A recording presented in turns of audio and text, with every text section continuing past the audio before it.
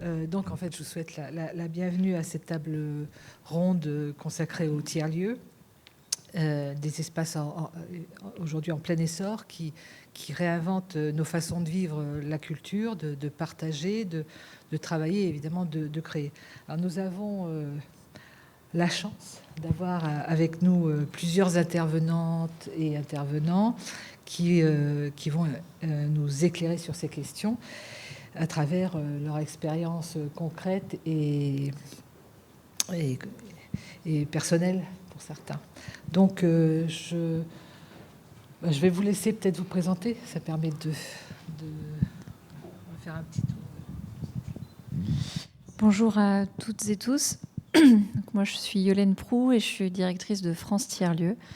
France Tiers-Lieux qui est un groupement d'intérêt public, donc un nom un peu barbare, mais au niveau national, qui est issu d'une association. En fait, à l'origine, France Tiers-Lieux est l'association nationale des tiers-lieux, puis est devenu un groupement d'intérêt public, c'est-à-dire qu'il réunit 5 ministères aujourd'hui, l'Agence nationale de la cohésion des territoires, qui est l'administration centrale qui est en charge des politiques publiques autour des tiers-lieux, et toujours l'association des tiers-lieux. Et nous avons notamment le ministère de la Culture à notre gouvernance. Bonjour à toutes et tous. Pauline Metton, je dirige un magnifique tiers-lieu qui s'appelle l'Africaire numérique, qui est basé dans le sud du département de Vaucluse, à Lourmarin, très exactement. Et donc j'ai la chance de m'occuper de ce lieu depuis bientôt 10 ans. Bonjour, moi c'est Jean-Louis Larcebeau, je travaille ici à la Syrie, qui est un tiers-lieu, donc tiers-lieu dont je m'occupe en tant que responsable technique depuis 4 ans et demi à peu près, voilà. Bonjour, Mathilde Gautry, je travaille également ici à la Syrie, qui est un tiers-lieu qui regroupe 6 ou 7 structures. Et je dirige l'association qui coordonne les événements et les animations du tiers-lieu. Bonjour, Yann Loric, je suis directeur technique à la Friche Label de Mai. Donc je ne sais pas si la Friche est vraiment un tiers-lieu, mais on aura l'occasion d'en discuter. Et donc voilà, je travaille pour la société coopérative qui a pour mission d'exploitation et l'aménagement de la Friche Label de Mai, qui regroupe une 60aine de structures. Bonjour, je suis Félix Lefebvre, scénographe. J'ai l'occasion de travailler sur beaucoup de lieux culturels de nature très différente. Et on a l'occasion, au sein de Kanju, qui est la société que j'ai créée, de rencontrer des programmes variés, divers, dont certains s'appellent tiers-lieux. Et voilà, on essaye d'inventer à chaque fois ce qui convient d'inventer pour ces lieux. Merci donc, pour cette présentation. Donc, on va commencer. Et l'histoire des tiers-lieux culturels est celle d'une évolution progressive d'espaces militants. Ah oui, merci. D'espaces militants ou alternatifs à des lieux hybrides, qui désormais d'ailleurs reconnus par les politiques publiques, mais tout en restant quand même porteurs d'utopie collective et de créativité citoyenne. Il témoigne d'une transformation profonde de notre rapport à la culture, à la ville et au vivre ensemble. Néanmoins, ces lieux hybrides, les friches artistiques ou les cafés associatifs, échappent souvent aux définitions traditionnelles, et malgré qu'ils se construisent quand même dans la pluralité et des démarches et la singularité des projets. Donc, on va commencer par effectivement se poser une première question, c'est-à-dire comment mieux caractériser les tiers-lieux aujourd'hui. Et avant de rentrer dans des exemples concrets, j'aimerais revenir sur une question un peu justement importante, fondamentale. On parle beaucoup des tiers-lieux, mais le terme recouvre une réalité très diverse.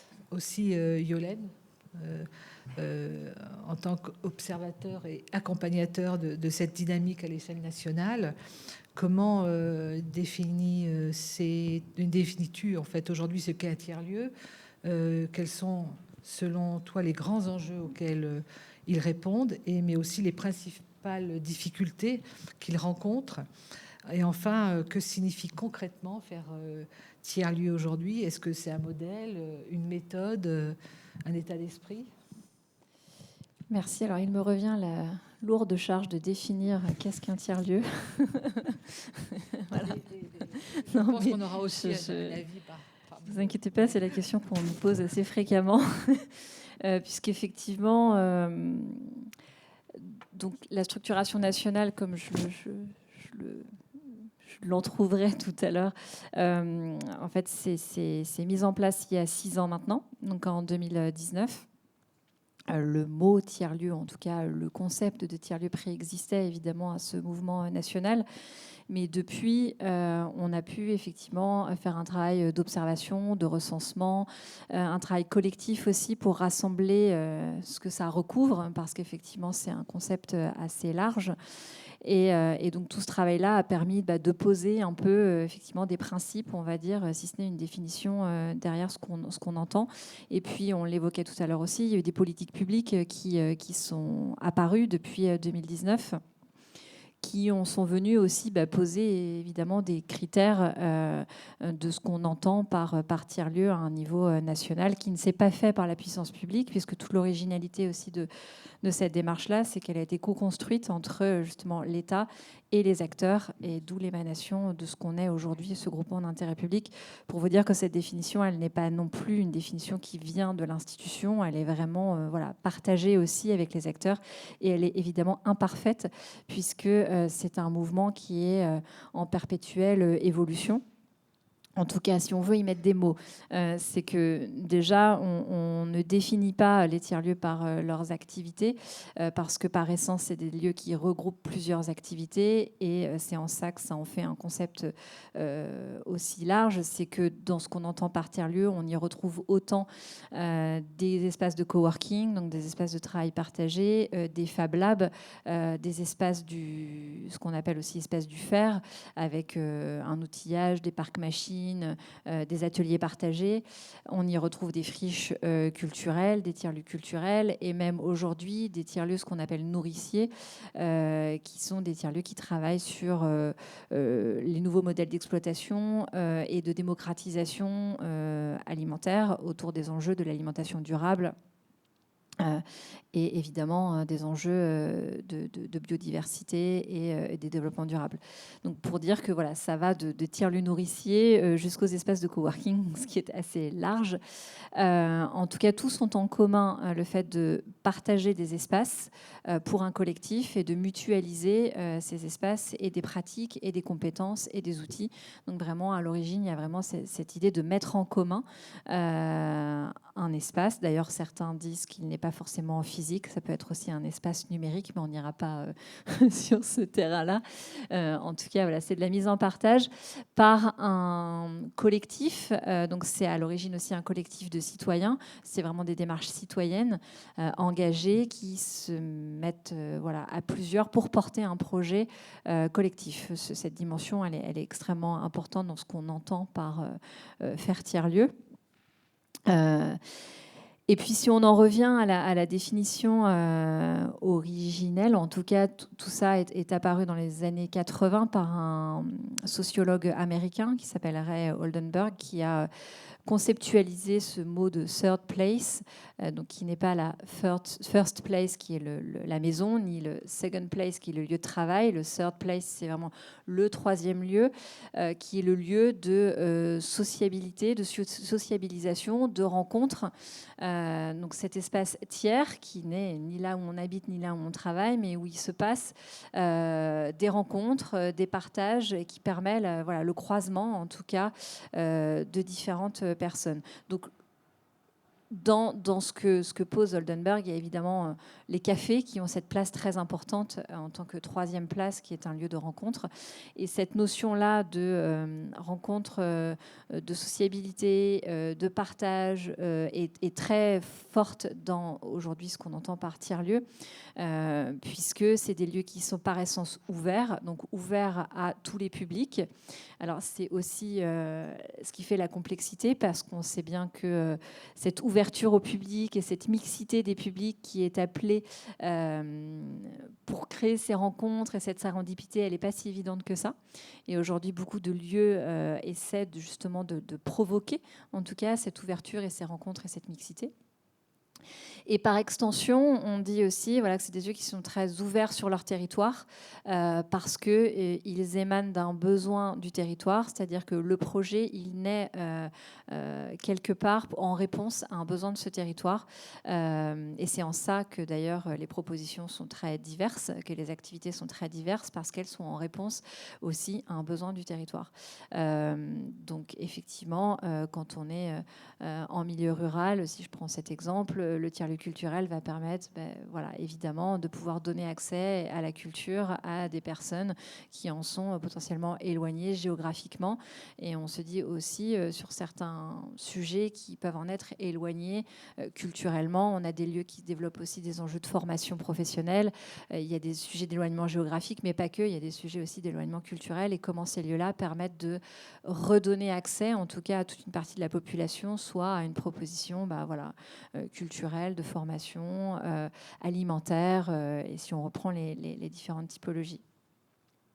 Donc ce sujet-là d'ouverture au public, ouverture au territoire, de projets en commun, de projets collectifs, et par ailleurs de projets souvent non définis. Alors là, si on pousse encore le sujet, mais il y a cette idée aussi que c'est des lieux d'expérimentation. Donc c'est pour ça qu'on dit souvent que c'est des lieux qui sont hors cadre, parce que ce hors cadre permet justement d'y développer des projets, d'expérimenter des choses et de créer l'innovation. Donc c'est des lieux aussi qui sont par essence des lieux fortement d'innovation. Et juste pour terminer sur un peu les grands faits avant d'être sur des choses beaucoup plus concrètes, parce qu'en fait, le tiers-lieu, c'est très difficile à définir. Il faut vraiment y aller et le vivre pour comprendre ce que c'est. Aujourd'hui, on en recense 3500 en France, voire 3700 maintenant sur la cartographie, parce qu'on a une cartographie nationale dynamique. Un tiers sont des tiers-lieux culturels. La moitié ont une offre, on va dire, culturelle, ont des événements culturels, mais on ne définit pas la moitié des tiers-lieux comme des tiers-lieux culturels. C'est vrai que c'est un autre sujet que de définir qu'est-ce qu'un tiers-lieu culturel, mais en tout cas, il y a une vraie démarche au sein des tiers-lieux culturels de donner accès aux droits culturels, de permettre la diffusion, la production artistique dans un autre cadre, de faire aussi ces rencontres entre les différentes disciplines artistiques, justement, comme je disais, qui favorisent l'expérimentation, aussi la création de par ces rencontres de différentes disciplines. Ça, c'est aussi au cœur des tiers-lieux culturels, par des résidences d'artistes aussi, beaucoup. Je vais un peu vite. La moitié aussi propose des espaces de travail partagés. C'est un peu au cœur des modèles, parce qu'on est vraiment sur cette idée aussi d'être sur des lieux de travail, hein, même quand on est sur des lieux culturels. Il y a quand même le travail de l'artiste qui est au cœur du sujet. Pour vous donner un peu les grands chiffres. En plus, on a la chance d'avoir un tiers-lieu plutôt rural, un tiers-lieu urbain et un tiers-lieu très urbain. Donc, je pense que leurs témoignages, par ailleurs, vont compléter ce que tu viens de dire. Mais avant de passer justement à ces présentations, en tous les cas tiers-lieux, Pauline, en tant que, là, c'est Sud tiers-lieu, je poserai la question pour continuer un peu ce que vient de dire Yolène. En fait, c'est quels sont pour Sud tiers-lieu les critères de reconnaissance des tiers-lieux régionaux? Et est-ce qu'il n'y a pas un peu, je dirais, un peu de tension entre les faire tiers-lieu et être labellisé? Non, alors donc le réseau de Sud tiers-lieu, il est assez jeune encore parce qu'il a été créé en 2021 et en fait il est dans la poursuite aussi de cette politique publique qui a été menée par l'Association nationale des tiers-lieux et ensuite le GIP. Et donc les critères restent identiques. Après nous, au sein de Sud tiers-lieu, il y a n'importe qui en vérité peut adhérer et suivre le mouvement des tiers-lieux parce que comme l'a dit Yolène, il y a cette question de l'ouverture qui est très importante pour nous et c'est ce qu'on essaye de défendre au sein de la région Sud. Donc on a aussi bien des institutionnels que des tiers-lieux, que des associations et aussi des citoyens qui sont juste intéressés par cette thématique. Donc voilà, et la diversité des tiers-lieux en région, c'est environ 200 tiers-lieux qui ont été recensés par Sud Tiers-Lieux et par le recensement de France Tiers-Lieux. Et en tiers-lieux culturels, il y en a environ une 60aine en région. Et donc je crois que ça fait partie des régions, que la région Sud fait partie des régions où il y a le plus de tiers-lieux culturels qui ont été recensés. Donc peut-être que c'est dû à une spécificité du territoire qui porte de nombreux festivals notamment. Mais voilà, non, on reste dans la même ligne que le GIP et que France Tiers-Lieux. Merci.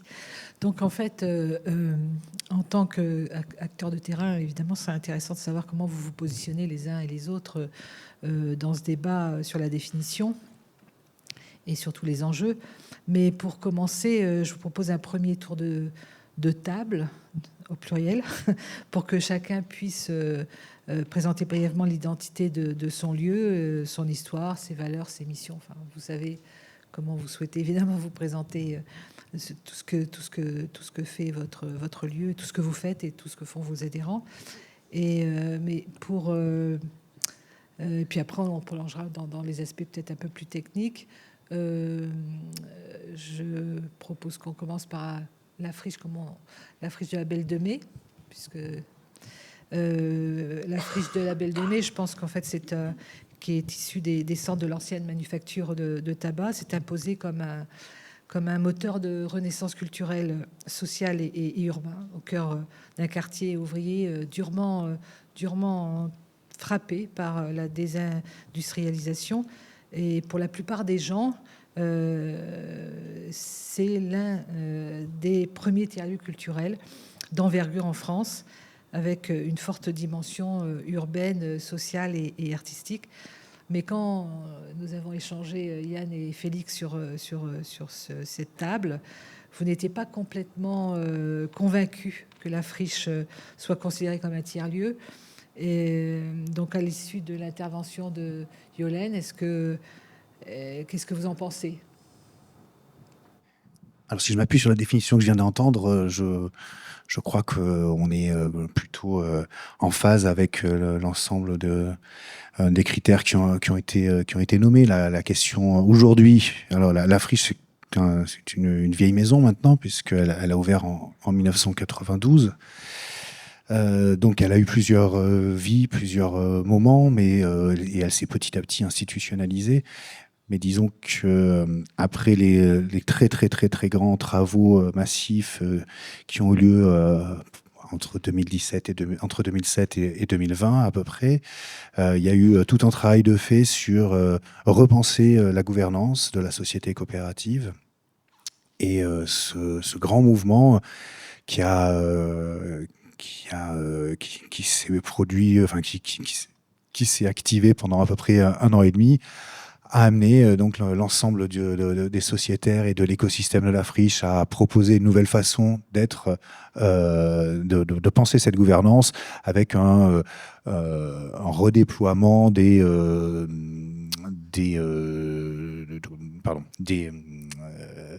du poids de chacun des collèges qui font la société coopérative, pour que les gros producteurs, historiquement c'était quand même les gros producteurs et les financeurs qui avaient le plus de voix au conseil d'administration, et aujourd'hui il y a un peu plus d'équité là-dedans. Tout ça pour dire que oui, la friche, il y a 10 ans, était essentiellement pour moi une institution culturelle, et petit à petit, elle est devenue peut-être un peu plus un tiers-lieu, où la question du commun, de l'ouverture pour tous et pour toutes, tous les jours de 7h à 23h, et aujourd'hui, une des missions premières de la friche, alors qu'il y a encore 15 ans, la mission première, c'était d'accompagner des artistes qui venaient travailler chez nous, que ce soit des plasticiens, des plasticiennes ou du spectacle vivant. Et désormais, vraiment, l'accueil dans les meilleures conditions possibles de l'ensemble des usagers et des usagères du site devient une de nos missions prioritaires, avec le travail sur l'amélioration des communs, et notamment le problème des îlots de chaleur qui touche fortement la friche ces dernières années, et particulièrement dans ce mois de juin 2025. Et donc, avec des gros projets de permettre à la friche, par des investissements et de la végétalisation, de devenir un lieu refuge, et notamment un lieu refuge pour les habitants et les habitantes du quartier, qui, comme vous l'avez dit, est un quartier qui a été fortement touché par les désindustrialisations, qui est un quartier avec une très très grande pauvreté. Merci. Donc, la friche, c'est aussi un projet architectural emblématique. Et pour cela, nous avions invité Mathieu Poitvin, qui a eu un problème de dernière minute, en fait, alors qu'en fait, c'est l'architecte en fait, qui a eu en charge la partie, je crois, la plus ambitieuse de la friche. Il devait être présent. Mais peut-être que Yann ou Félix, ou même d'ailleurs Jean-Louis, qui a connu la friche aussi, en fait, qui connaissait bien ce lieu, vous pouvez peut-être nous dire comment l'architecture a été pensée pour accompagner cette pluralité d'usages, d'acteurs et de temporalité. Je ne sais pas, qu'est-ce qui veut répondre entre vous trois? Alors, je vais juste toucher 2 mots avant de passer la parole, parce que moi, ça fait donc 1 an que je suis à ce poste de directeur technique, et je découvre peu à peu la grande histoire qu'il y a entre la friche et les architectes. C'est une maison d'architectes au pluriel. Le premier président de la friche, c'était Jean Nouvel. Et Jean Nouvel et Fabrice Lextré ont écrit le premier schéma directeur de la friche. Parce que la friche est toujours appuyée sur des schémas directeurs qui donnaient une vision et un chemin. Et donc voilà, ce premier schéma directeur, c'était Jean Nouvel. Le suivant, ça a été Patrick Bouchain. Et c'est en s'appuyant sur ce schéma directeur que petit à petit, la friche a trouvé des financements et que Mathieu Poitvin a pu effectivement transformer littéralement la friche et poser un geste architectural majeur et qui fonctionne extrêmement bien. Et là, on est en train de rédiger notre nouveau schéma directeur, qui est un schéma directeur de redirection écologique qui s'éloigne un petit peu de la pure architecture pour se concentrer justement sur les questions de transition et de redirection écologique. Et Félix, est-ce que tu as quelque chose par rapport au travail que tu as fait là-bas? Non, nous, on a travaillé 3 fois à la friche, à 3 époques légèrement différentes.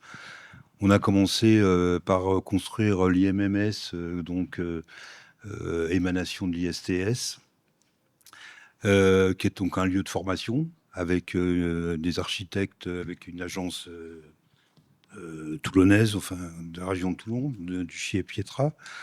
Et voilà, mais c'est un projet qui était une entité en soi, et on n'a pas senti à ce moment-là spécifiquement qu'on était en train de construire un élément de cette friche. J'ai eu la chance ensuite de travailler directement avec Mathieu pour la construction du groupe de recherche musicale, le GMEM, qui était un lieu alors beaucoup plus emblématique aujourd'hui, et qui était un lieu très très spécialisé dans la création de musique contemporaine. Et puis on a travaillé une 3e fois pour, alors là, on sentait petit à petit que ce projet de friche était en train de se construire. C'est un petit peu ce que Yann racontait sur l'évolution de ces dernières années. Donc on a travaillé sur des éléments de la cartonnerie, je ne vais pas dire la cartonnerie en général, mais des éléments de la cartonnerie qui étaient un petit peu des éléments de flexibilité un petit peu pour donner des possibilités d'utilisation de ce lieu, qui est un des lieux, je pense, aujourd'hui un peu central des grandes manifestations de la friche, quoi. Donc c'est vrai qu'on a senti au fil de ces années, alors j'ai plus les dates exactes, mais c'est entre 2015 et 2020, on va dire, la construction de cette friche, puis qu'on a pu commencer à voir vivre petit à petit aussi, puisque au début c'était un peu des éléments disparates qui étaient posés malgré un schéma directeur, comme tu le dis. C'était quand même des éléments qui étaient posés comme on pose des éléments dans un plan d'urbanisme, quoi. Oui, c'est intéressant en fait, on voit bien que cette pluralité d'usage, elle fonctionne en réalité, et que l'architecture l'accompagne, mais pas que. surtout les gens qui la font. Et pour terminer sur ce sujet-là... Si je peux juste ajouter un truc sur, oui. sur la friche. En fait, dans une vie antérieure, donc j'étais à l'ISTS, vous le savez, et du coup, on a mené en fait un plan de formation avec SFT il y a, dans les années, fin des années 90. Et ce qui est important, enfin, pour moi aussi dans l'histoire de la friche, c'est que les premiers employés des services techniques et en fait de l'ensemble du personnel étaient des gens du territoire, c'était des gens qui étaient en fait qui avaient des parcours de vie parfois compliqués, qui ont été amenés en fait à se former et qui sont restés encore longtemps à la friche. Donc, rien que ça, pour moi, c'est le côté social qui accompagne les tiers-lieux. Et voilà. Après, il y a la crèche, il y a plein de choses. Et voilà. Pour moi, il n'y a pas de doute, c'est un tiers-lieu. Voilà. Oui, donc j'allais te reposer la question. Donc pour toi, c'est réellement un tiers-lieu. Oui, donc plus largement, comment concilier patrimoine industriel, création contemporaine, et la souplesse nécessaire à un tiers-lieu en perpétuelle évolution. Et juste en peu de temps, mais je crois, Yolène, qu'un travail est en cours actuellement sur cette question avec le ministère. C'est peut-être bien de l'évoquer, c'est intéressant. Sur le patrimoine ? Sur le patrimoine, oui. Là, je disais patrimoine industriel, mais... Oui, patrimoine au sens large. Bon, d'ailleurs, je suis venue avec mon petit guide, parce que bon... non, mais c'est hyper intéressant parce que on a travaillé là justement sur un guide comment faire tiers-lieu dans un édifice patrimonial avec l'école de Chaillot et la Cité de l'Architecture. Et on a pris pour exemple 4 sites qui nous a permis de tirer des grands enseignements et un peu des guidelines, pas des étapes parce que c'est des processus qui sont pas linéaires, et c'est justement ce qu'on essaie un peu de déconstruire dans l'approche. Et on a notamment documenté l'hôtel Pasteur, qui est pour le coup une démarche assez intéressante puisque bon, à l'origine, non, à Rennes, avec Patrick Bouchin qui est à l'origine de cette démarche-là, en fait, de permanence architecturale, c'est-à-dire que l'architecte, parce qu'il y a eu plusieurs architectes mobilisés sur le projet, mais ils ont fait le choix, en fait, de ne pas définir la programmation en amont, de faire une étude de faisabilité en acte, c'est-à-dire d'occuper l'espace, d'occuper le bâtiment. Donc, c'était l'ancienne faculté des sciences à Rennes, qui avait connu... une histoire, c'est une faculté, faculté des sciences, et qui occupait une faculté dentaire, donc avec une histoire autour du soin, et de la transmission. Et pour le coup, le choix a été fait d'occuper l'espace, d'ouvrir le lieu, même bien avant les travaux, au public, aux habitants, aux associations, et de faire la programmation du lieu, on va dire en live. Donc il y a toute la théorie derrière du programmé non programmé, de la programmation ouverte qui est très chère effectivement à l'école, un peu Bouchin, avec la preuve par 7 derrière qui en sont les acteurs. Et les travaux ont eu lieu après, c'est-à-dire qu'il n'y a pas eu effectivement diagnostic architectural, puis travaux de réhabilitation, puis programme, puis installation des activités. En fait, tout a été chamboulé sur comment on refait de ce projet un projet citoyen, un projet où on redonne le patrimoine aux habitants, on refait commun en fait à travers ce patrimoine, et comment les habitants sont eux-mêmes effectivement à la définition du programme. Et les travaux ont été enclenchés une fois que les usages ont été définis dans le lieu. Et d'ailleurs, toute cette place au non programmé reste identitaire du lieu, puisqu'ils ont fait le minimum de travaux pour effectivement être le moins préfigurateur d'usage possible, et pour que le lieu soit justement un peu un lieu de tous les possibles et que tous les usages puissent y trouver leur place. Donc c'est vraiment intéressant de comment aussi les usages rentrent dans le lieu en touchant le moins possible à l'architecture, et comment l'architecture permet aussi les usages. Il y a vraiment un dialogue entre les deux, avec tout ce concept aussi de l'assistance à maîtrise d'usage en complément de l'assistance à la maîtrise d'œuvre qui s'est mise en place. C'est intéressant, et d'ailleurs, ce qui est intéressant, c'est justement cette participation citoyenne qui est quand même l'ADN aussi des tiers-lieux. Alors, je m'arrête juste 2 secondes pour présenter, pour que Christophe se présente, de la direction régionale des affaires culturelles. Voilà, Christophe Ernoul, donc je représente le ministère de la Culture, et je suis donc conseiller à la direction régionale des affaires culturelles Provence-Alpes-Côte d'Azur, en charge des musiques actuelles, des territoires, de la ruralité et aussi des tiers-lieux. Merci. Donc, la fruitière, Pauline, en fait, est un lieu justement rural, tourné vers le numérique et l'innovation sociale. La question qu'on pourrait se poser, c'est comment le spectacle vivant trouve-t-il sa place dans une structure initialement pensée pour l'inclusion numérique ? Alors nous, c'est par rapport à l'histoire du lieu. En fait, la fruitière numérique fait partie des rares tiers-lieux qui émanent d'une collectivité, puisque c'est la mairie qui avait décidé en 2011, lorsqu'elle a racheté l'ancienne coopérative agricole, de créer ce lieu qui était vraiment un projet à vocation de développement territorial autour du social, du culturel quand même, parce qu'il y en avait déjà un petit peu au démarrage du projet, et aussi autour de l'économique. Et en fait, historiquement, comme ce projet a été porté par la commune, en fait, lorsque mon équipe a été mise à la direction du lieu et à son animation, on s'est rendu compte que le fait que les citoyens, les habitants de la ville n'aient pas été associés à la démarche programmatique, ou en tout cas à la réflexion autour de ce projet, ça venait entraver justement ce qu'a expliqué Yolène, sur l'ouverture inconditionnelle, le fait qu'on voulait que ce soit un espace ouvert, partagé, dont les gens se saisissent.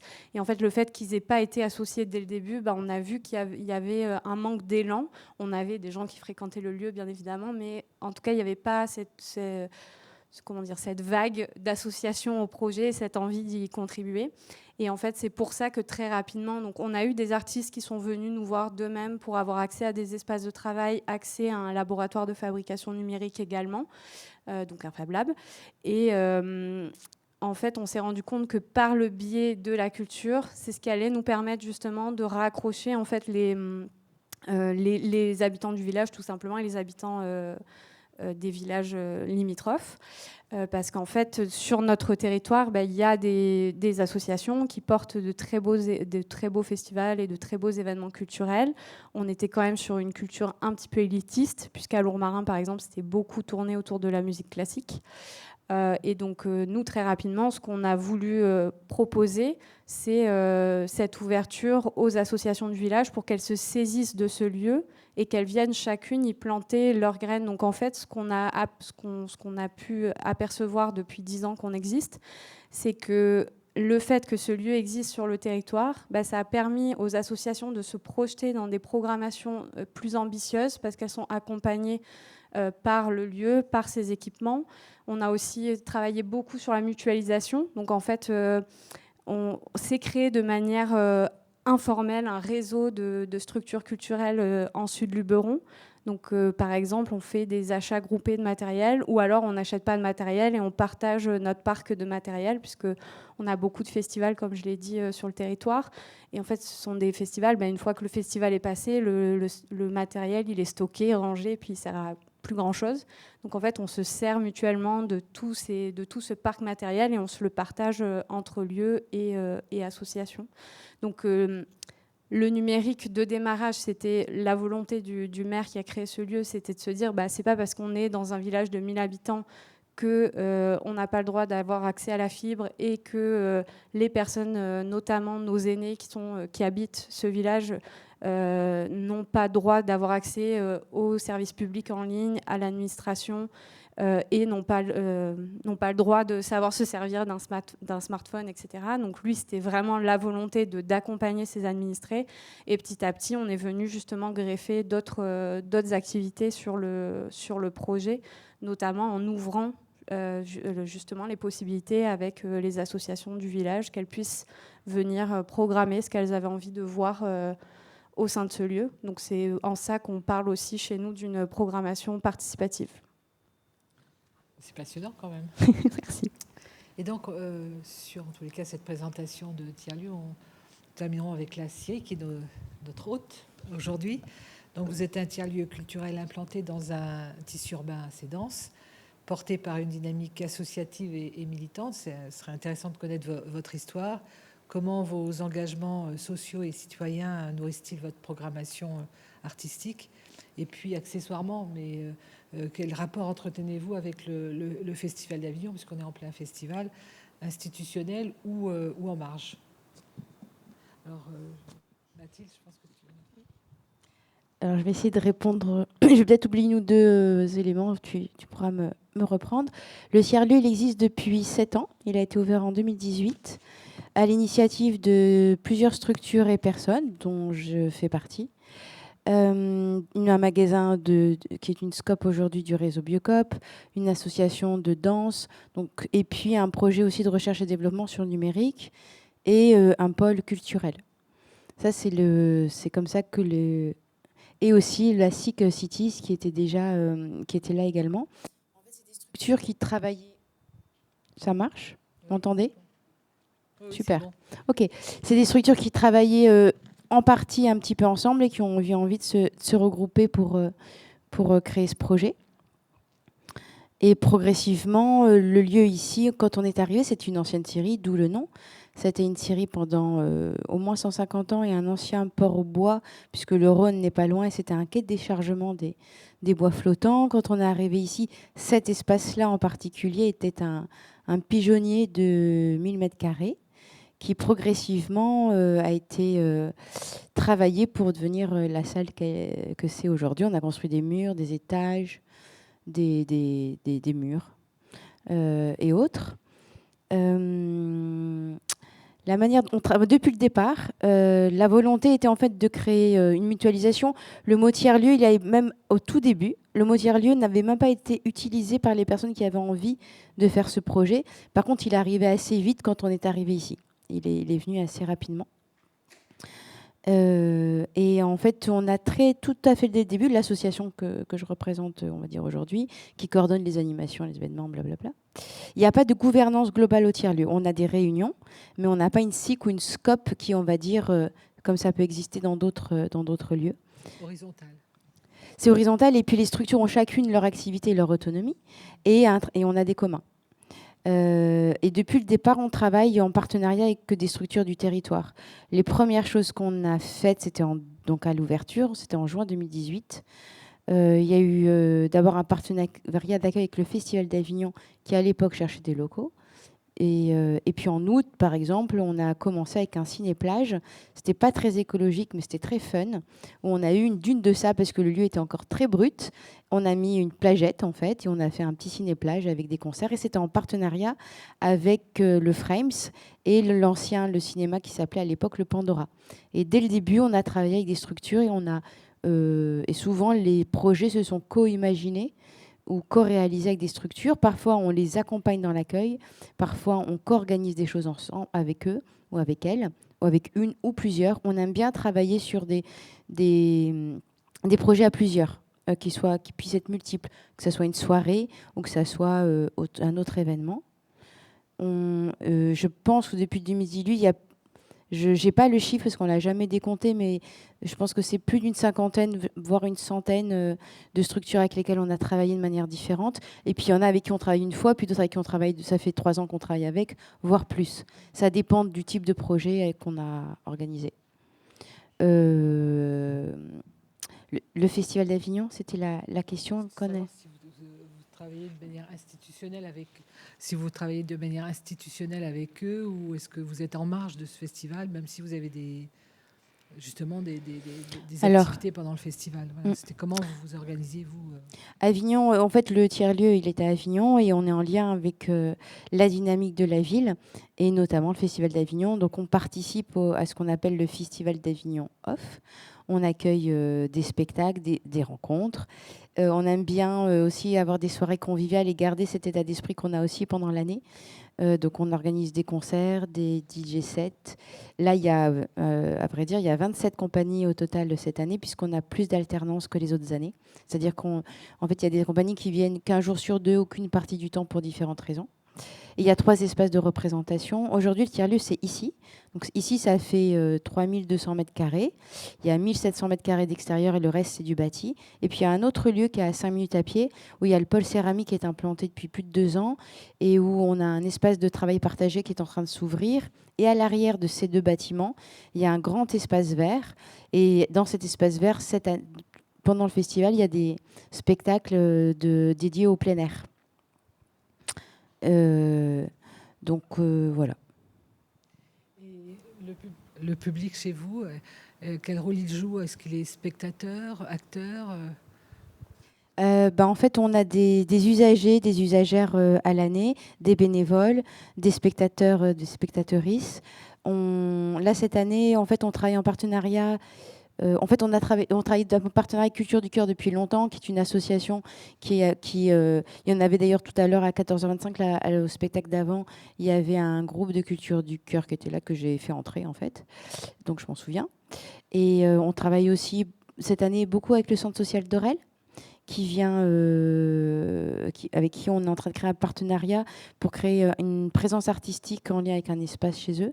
Les usagers, les usagères, ils peuvent proposer, ils peuvent initier, ils peuvent donner la main ou ils peuvent participer.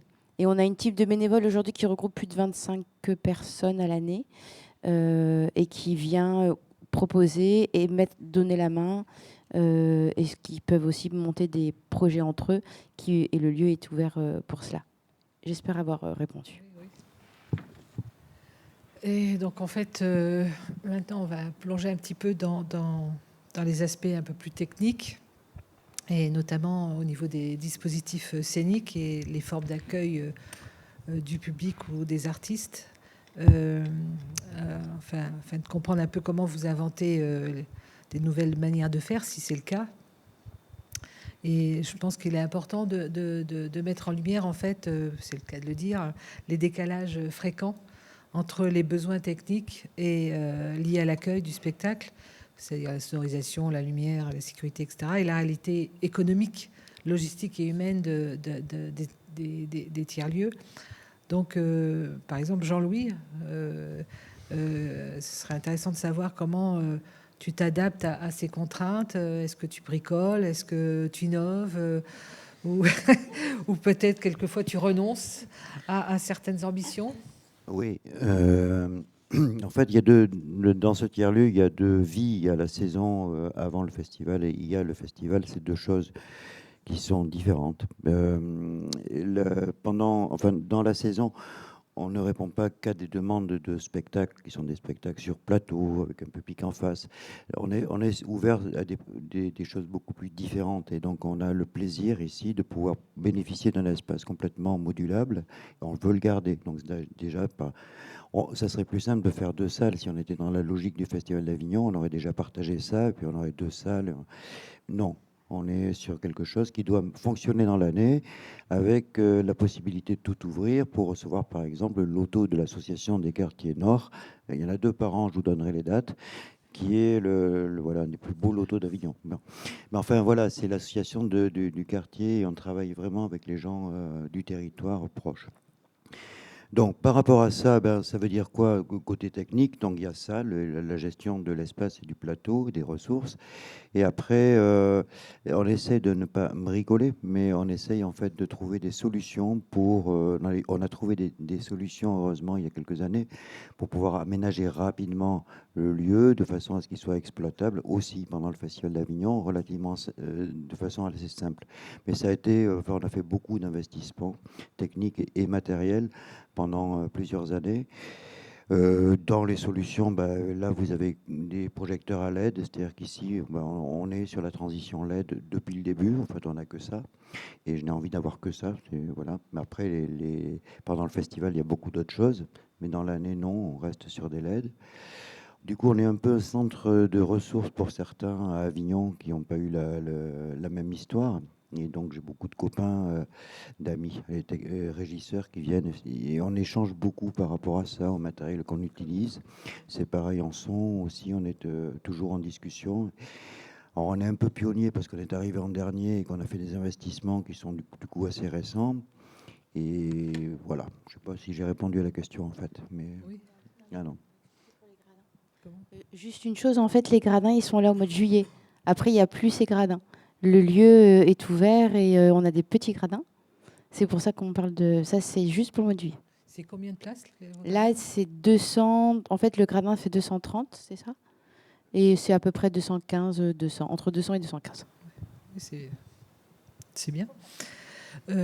Félix, peut-on penser tiers-lieu dès la conception des espaces, ou finalement pour toi il n'y a pas de différence par rapport à un équipement plus conventionnel?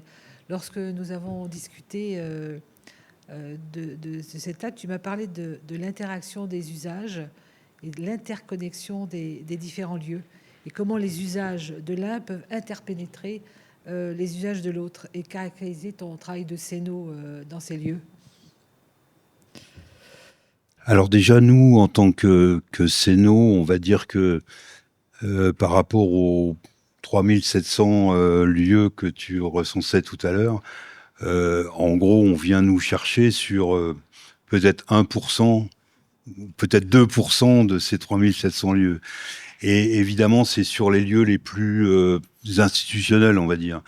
Donc voilà, je peux pas non plus avoir une réponse extrêmement large à toutes les questions qui se posent autour de cette table.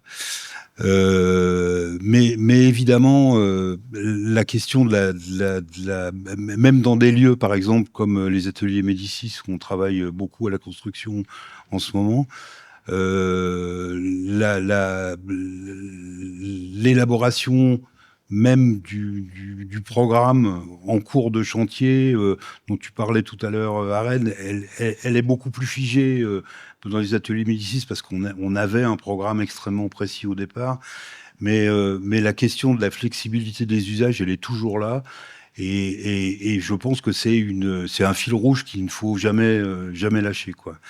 Et le deuxième fil rouge, c'est et ça c'est peut-être intéressant par rapport à les capacités financières que ces lieux peuvent avoir, c'est la capacité de travailler sur les interconnexions entre les différents espaces du projet, voire même les interconnexions entre différents projets. Je parle d'interconnexion numérique, je parle de capacité de mixer les usages, par exemple, aux ateliers Médicis, il y a des ateliers il y a une scène de spectacle. Je ne sais plus comment elle s'appelle d'ailleurs, mais il y a des ateliers, des espaces de tournage, il y a des studios son, il y a énormément de médias qui sont représentés et qui peuvent tous se croiser. Et donc, on peut filmer et enregistrer ce qui se passe un peu partout dans le bâtiment à tout moment. Et ça, je pense que c'est avec la flexibilité des usages dont on parlait, cette capacité d'interconnecter tous les lieux et d'interconnecter tous les usages, y compris des usages très professionnels comme ceux qu'on est appelé à mettre en place, tout comme des ateliers ouverts à la population et des ateliers d'amateurs dont il y a aussi une grande part du programme. Je pense que voilà, c'est des lieux pour ça qui sont des vrais modèles, quoi. Peut-on penser tiers-lieu dès la conception des espaces, ou faut-il laisser le lieu se faire par l'usage? L'histoire de la friche, c'est ça, c'est d'abord quelques personnes, des artistes qui ont intégré des espaces industriels pas dédiés à leur pratique artistique, et qui se sont adaptés au lieu. Ils ont fait du nomadisme. On est en train d'essayer de développer ça à la friche aujourd'hui, mais dans un principe de redirection écologique. Mais ils l'ont fait déjà il y a 30 ans. Ils allaient dans les endroits les plus facilement chauffables, c'est-à-dire avec orientés sud l'hiver et plutôt orientés nord l'été, pour supporter les différences de température saisonnières. Donc non, c'est vraiment les usages qui ont créé la friche. Et je crois que c'est un des principes forts pour moi d'un tiers-lieu. C'est la question de l'usage, de la maîtrise d'usage avant le geste architectural. Oui. Donc ce que j'aimerais aussi, en fait, plutôt sur le plan humain, c'est de savoir en fait si vous disposez d'équipes techniques. Donc je sais que à la Friche, il y a des équipes techniques importantes quand même. Cétant dit, ça serait intéressant que à la fois la fruitière, à la fois la scierie explique un petit peu justement quelles sont leurs équipes techniques et est-ce que vous faites appel à des intervenants extérieurs? Du coup, je vais rebondir sur ce qui a été dit. En fait, nous, le lieu s'est développé de manière phasée. Et la dernière phase, ça a été la construction d'un auditorium de 230 places assises. Et justement, en fait, on n'avait pas de technicien dans l'équipe. Donc, la commande, c'était aussi d'avoir des solutions techniques qui soient accessibles à des novices comme mes collègues et moi. Et donc, ça a aussi orienté des choix techniques. Et aujourd'hui, on fait appel... on a un pool de régisseurs auquel on fait appel quand on a des prestations. Donc là, par exemple, on a une semaine un festival à la Fruitière. Et ponctuellement, je fais appel à des régisseurs techniques qui viennent nous aider sur les manifestations. Mais le gros, en vrai, c'est mon équipe et moi qui gérons techniquement. Donc ça veut dire aussi se former, s'auto-former, partager une responsabilité aussi, parce que je pense que dans des lieux culturels, on va dire plus classiques, il y a un directeur technique, et c'est lui qui supporte toute la responsabilité et la charge de la sécurité. En fait, nous, dans notre lieu, elle est clairement partagée. Donc, légalement parlant, c'est plutôt moi qui suis responsable, mais sinon, c'est vraiment quelque chose qu'on partage de façon collective. Et la prise de décision, elle se fait aussi de manière collective et horizontale. Donc ça induit aussi sur ce fonctionnement humain-là, il induit aussi sur des choix techniques qui sont légers, avec des choix de programmation qui vont aussi avec nos compétences techniques, bien que des fois on se sente un peu pousser des ailes et on programme des choses compliquées techniquement, qui sont d'ailleurs pas forcément adaptées au lieu. Et là, on passe en mode système D activé, où on va justement chercher de l'aide à droite à gauche, des gens qui viennent prêter main forte. Parce que ce qu'il y a aussi dans la dynamique des tiers-lieux, c'est qu'il y a un attachement en fait, au lieu. Moi, je trouve que c'est ça qui est magique. C'est qu'en fait, il n'y a même pas besoin de demander. Les gens ont envie que ça fonctionne parce que c'est chez eux. C'est leur maison, c'est leur projet. Et du coup, de manière naturelle, ils vont venir nous aider et on va trouver des solutions tous ensemble. En mode système D, encore une fois. Donc voilà, c'est un mélange un peu de tout ça. Oui, c'est intéressant, mais comment vous arrivez à gérer la montée en compétences des équipes, les bénévoles, les salariés, les artistes? Enfin, on a l'ISTS là, qui est là aujourd'hui, en termes de formation, en termes de... Comment ça se passe sur les aspects techniques? Comme tu veux. Alors, à la Fruitière, en tout cas, on fait quelques formations. Moi, je profite toujours, par exemple, ce matin, j'avais un régisseur qui était là et je lui ai dit, désolé, je vais être vulgaire, putain, mais les pieds de micro, je comprends jamais comment ça marche. Il y a des boutons, des trucs qu'il faut tourner dans tous les sens, je sais jamais lequel toucher. Donc là, en 5 minutes, il m'explique, tac, tac, tac, j'ai le vocabulaire et j'ai appris à me servir de mon pied de micro, plus ou moins, parce que j'ai déjà oublié la moitié des infos. Mais en fait, c'est ça, c'est ne pas hésiter à aussi demander de l'aide et profiter de la présence de personnes qui sont formées et compétentes pour apprendre de ces gens-là. C'est pour ça que je parlais aussi d'auto-formation.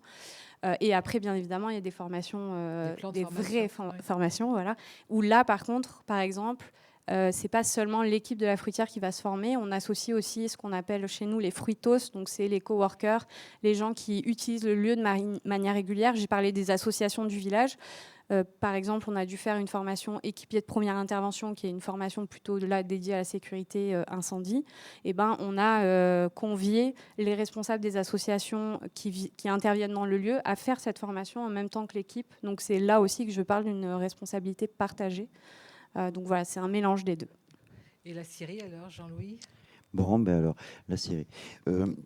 Moi, je suis dans la formation, enfin, je suis tombé dedans quand j'étais petit, ou à peu près, donc j'ai passé beaucoup de temps à l'ISTS, donc je ne peux pas m'en défaire. Et quelque part, ça aussi, pour moi, ça fait partie du rôle d'un tiers-lieu, de pouvoir transmettre, de pouvoir passer des choses, des gens qui ont envie d'apprendre. Donc, on la met en avant. On a encore un partenariat fort avec l'ISTS, puisqu'on a même fait une formation ici, dans les murs, pour l'ISTS, et on aura des partenariats sur plusieurs formations avec eux. Et là, pendant par exemple, là, dans l'année, on reçoit aussi des jeunes. Et en stage, un peu toute l'année, on reçoit des gens qui viennent pour apprendre des choses à différents niveaux. Pendant le festival, j'ai 6 stagiaires en technique et puis on a des stagiaires en billetterie. Enfin, on a aussi des gens à qui on essaie d'apprendre des choses. On y tient beaucoup. Enfin, moi, personnellement, j'y tiens énormément. Mathilde aussi, je sais. Donc tout va bien. Voilà. Mais en fait, la transmission, pour moi, c'est nécessaire, quoi. Je pense que c'est un lieu d'expérimentation et d'apprentissage. Voilà. Yann. Et donc, Yann, enfin, c'est peut-être plus simple à la friche parce que vous êtes nombreux. Non, je ne crois pas que ce soit plus simple. On est assez nombreux, effectivement. La société coopérative, c'est 70 salariés. Moi, dans mon service technique et exploitation, il doit y avoir une quinzaine de TP. Sans compter les intermittents. Mais la friche, c'est une parcelle de 45 000 m², c'est 100 000 m² de plancher en déployé, une quinzaine de RP, une trentaine de RT, sans compter les espaces privatisés dédiés aux résidents et aux résidentes. Donc, avec moi, des collaborateurs et collaboratrices qui sont dédiés à la technique de spectacle, il y en a 6. Et donc, c'est évidemment pas assez pour accueillir l'ensemble de la programmation. C'est 600 événements accueillis par an. Donc, on est en permanence obligé d'embaucher des intermittents et des intermittentes. Et donc, ça a un coût aussi, l'accueil à la friche. Et l'idée, depuis des années, c'est quand même essayer lorsqu'on transforme un espace, de s'éloigner des usages et des habitudes qu'il y a dans des théâtres institutionnalisés où il y a en permanence des salariés permanents qui peuvent faire du babysitting et essayer d'imaginer des espaces qui puissent être des espaces ambitieux techniquement. Là, c'est le cas actuellement. On est en train de rénover une salle qui s'appelait le Petit Théâtre et qui va devenir le Petit Cab et qui va être dédié aux musiques actuelles. Et donc, l'idée de cet espace, c'est qu'il puisse servir d'espace de résidence et de monstration pour la diffusion de musique actuelle, donc avec des techniciennes et des techniciens compétents qui puissent accueillir avec ambition les groupes de musique, mais que ça puisse aussi servir à l'accueil de structures associatives du quartier qui n'auront pas besoin d'embaucher de techniciens intermittents et que donc il y a un côté plug and play, on branche et ça marche. Et donc sur ce plan technique, peut-être une dernière question, et l'un de vous peut répondre sur... faut-il penser différemment les normes techniques, à votre avis, dans les tiers-lieux, puisqu'en fait, c'est quand même des usages un peu différents, sans pour autant, évidemment, faire l'impasse sur les exigences de sécurité ou de qualité artistique? Oui, je crois. Oui, je crois que c'est nécessaire. Il faut sans oublier évidemment l'exigence de qualité, de capacité d'accueillir des projets techniquement ambitieux, évidemment sans mettre de côté la sûreté, la sécurité. Mais moi qui viens dans mon métier avant, j'ai accompagné des artistes extrêmement pointilleux et méticuleux, et donc j'avais ce côté, je ne supporte pas de voir un pli sur une boîte noire. Et depuis que je suis directeur technique à la Friche La Belle de Mai, je me rends compte qu'en fait, si, on est obligé, parce que si on avait cette attention méticuleuse qu'on peut l'avoir dans un CDN super bien équipé, en fait, les coûts seraient considérables, et en fait, on ne peut pas avoir cette ambition-là et cette exigence-là. Et donc oui, je pense qu'il faut penser les espaces techniques de manière un tout petit peu différente que dans un théâtre classique. Oui, enfin, tout de même, faut pas, les normes de sécurité, elles sont là pour quelque chose, donc on les respecte, nous sommes d'accord. Non, après, c'est vrai que de toute façon, c'est le boulot de tout responsable technique, directeur technique, c'est de partir des normes de sécurité, les comprendre et arriver à les adapter au cas qui se présentent. Et c'est vrai, ici, enfin, dans un tiers-lieu, c'est vrai en dehors du spectacle aussi.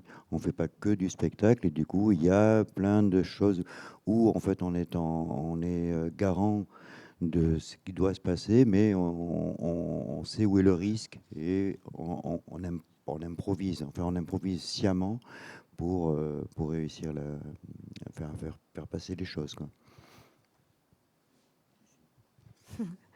Non, mais je vous rejoins là-dessus. Nous, à la Fruitière, on a une petite phrase pour ça. Quand on sait justement que c'est plié et que c'est pas nickel, on dit c'est tiers-lieu. Voilà, c'est juste qu'on sait qu'on n'arrivera pas à la perfection parce qu'encore une fois, on n'est pas formé, on n'a pas les moyens humains et financiers pour que ce soit parfait comme dans un théâtre. Et ça veut dire aussi un échange avec les artistes qu'on reçoit ou les associations, de comprendre aussi ce mode de fonctionnement-là et d'accepter des fois de devoir déroger à la création, ou en tout cas de devoir retoucher parfois ce qui a été pensé, la scénographie ou autre, pour pouvoir accueillir l'événement et que ça se fasse chez nous dans de bonnes conditions. Donc c'est de la souplesse de notre part, mais aussi de la part des artistes qu'on accueille. Donc c'est effectivement une question de moyens, et donc c'est peut-être le moment de parler de financement et de politique publique, en fait. Après avoir parlé de vos projets, de vos espaces, de vos contraintes techniques, évidemment, et de vos usages. Et il faut peut-être se poser la question des ressources financières et du rôle des politiques publiques dans le soutien des tiers-lieux, notamment ceux qui sont investis dans le champ culturel et artistique.